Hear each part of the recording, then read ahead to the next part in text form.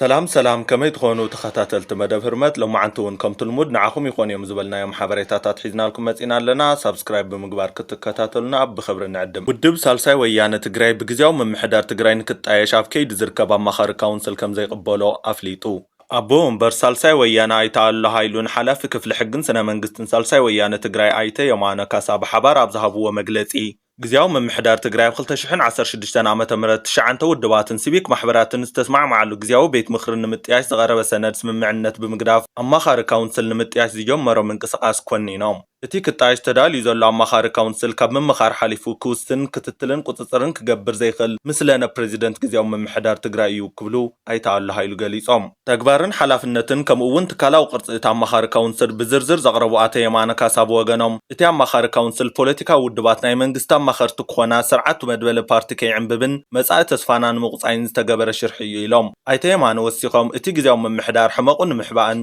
ብስራሕ ከረጋግፆ ዘይከኣለ ቅቡልነት ንምርግጋፅ ዝኸዶን عرنت ودبا زيات أنا قلنا حدا ودو قبات عدل زماتشون يبمبال أطريرام كونينا ما يوم تكلاو قرص تعم خار كونسل بزملكتون أكابن مختل أكابن ببريزيدنت جزياو من محدار تقرأ قرار الناس شوهم مخانم صنحت عدمت كونسل دما بتبغصوتي بريزيدنت أبزخونه وان كبتني خل تباهيلو من تصارو مسلم حبي بعت كم متياش مخانو قالي صام ماخل مرمرن سندان قدسات هاجراويان زبل اف دحننت هقدف زخونه ناي فيسبوك اكاونت اتان دليا خوينا قبل اف فيسبوكو كتمو اتان دليا دو خوينا حقي تግራይ معندري تايكونتن زبلا دكتور دبريصين كونتا تمالي زنبره زيكونس نتي نايلوم يزليو اتمنتاي بحلوف صل حزب ايرترا زعور مرحت غزياو ممحدار اكايدوم قدو تزيبلعخو تتحيزنا قمنا بزبل عيانتو صواتا كصاوتو مصنحهم نعيدا غامستريو بفلاي ليتنال جنرال صادقان قبرتن ساياب منغوز بتات ايرتران تግራይን زمانات زي صناحنا مفدداي بحال كزر كستاب 4 كيلو كيدو ملمانو زي بصحنا يكونن ግን ስለሕውነት ህዝብታት ኤርትራን ትግራይን بعقل መልሲ ከይተዋሃበ ተሓሊፉ እዩ ሕጅውን ምርጫ ክልቲኡ ህዝብታት ሰላም እዩ መጻወትን ነዳያትን ከይኸውን ብዝሓለፈ ተማሂሩን ኩናትን ወረኩናትን ያክን ኢሉ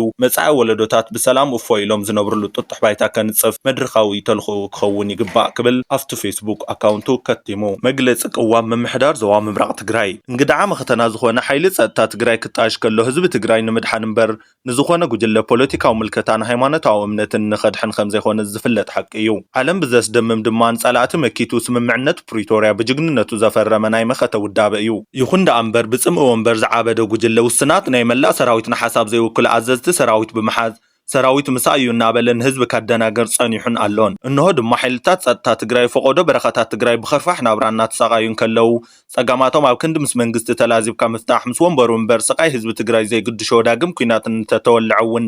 نزي حربوتو ጉጅለ ብምድጋፍ ዘይሕጋው መበል 14 ጉባኤ ዘካይደና ንድግፍ ግዚያው ምምሕዳር ቡኡ ተዓራረ ተባሂሉ ብደገፍቲ እቲ ጉጅለ ዝኾነ ሓይልታት ጸጥታ ዝወፀ መግለጺ ካብ ሕጊ ወፃን ህዝብን ምምሕዳርን ዞባ ምብራቕ ኣዝዩ ዘሕዘነን ዘቆጣዕን መሰከፍን መግለጽ ምዃንና ፍለጥና ከም ምምሕዳር ዞባ ምብራቕ ትግራይ እዞም ዝስዕሙ ናይ ቅዋም መግለጽ ነጥብታት ኣውፂና ኣለና ሓደ መግለጽ ሓይልታት ጸጥታ ትግራይ ብዝብል ዝወፀ ናይ ውስናት ሓሳብ ንህዝብትናን ሰራዊትናን ፍጹም ዘይውክል ስለ ዝኾነ ቀልጢፉ ክእረም ንጽውዕ እዚ መግለጺ ቅልዕ ዝኾነ ዕልዋ መንግስቲ ስለ ዝእውጅን ትግራይ መንግስቲ ኣልባ ዝገብርን ናብ ሕድሕድ ኩናት ዘእትን ስለ ዝኾነ ኣትሪርና ንኹንን ሓይልታት ጸጥታና ንሓደ ጉጅለ ዝድግፍ ዘይኮነስ ንመላእ ህዝቢ ትግራይ ዝተሰወን ኣካል ዝጎደለን ንሃለወ ንሓደ ጉጅለ ዝድግፍ መግለጺ ምውፃእ ሰራዊትና ንዓቕሚ ትግራይ ዝብትንን ዘሎ ንጽጽራዊ ሰላም ዝህውኽ ስለ ዝኾነ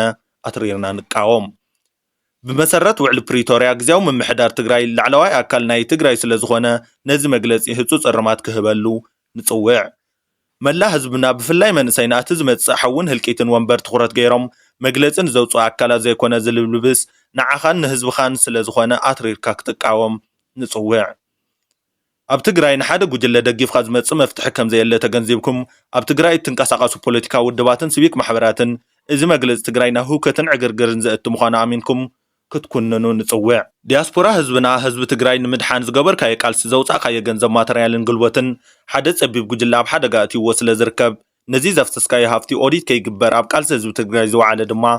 ምስጋና ከይወሃወ ካብ ሰራዊት ኣቢሉ ክሕባእ ዝደሊ ጉጅለ ስለ ዝኾነ